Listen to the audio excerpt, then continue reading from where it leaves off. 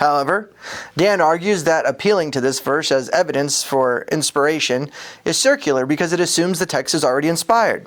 In Dan's mind, men decided this later, so they could have chosen this text as inspired because it made the assertion they wanted. Then he spends an extended period of time explaining that the verse doesn't actually mean what most Christians think it means.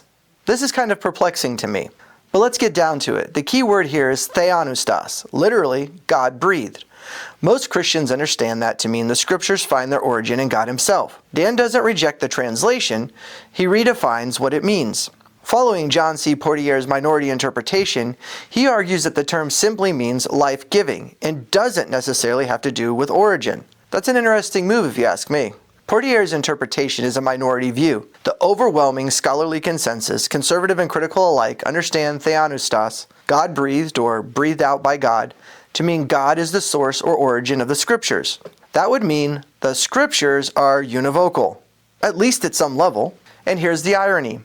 Dan appeals to consensus in most of his arguments, except when consensus doesn't benefit his overarching claim. I'm not saying he doesn't ever go against scholarly consensus, but this one really sticks out. Dan has made his bread and butter on saying univocality doesn't exist in the Bible, and does multiple videos on 2 Timothy and how it doesn't say what we think. So this interpretation is awfully convenient for him. Dan says that Christians assume inspiration, inerrancy, and univocality. But what we've seen is that the texts of the Bible consistently present themselves as finding their origins in God, God speaking through human authors. The assumption isn't ours, it's the writers. Whether you believe their claims or not, the claim is there, and that's data.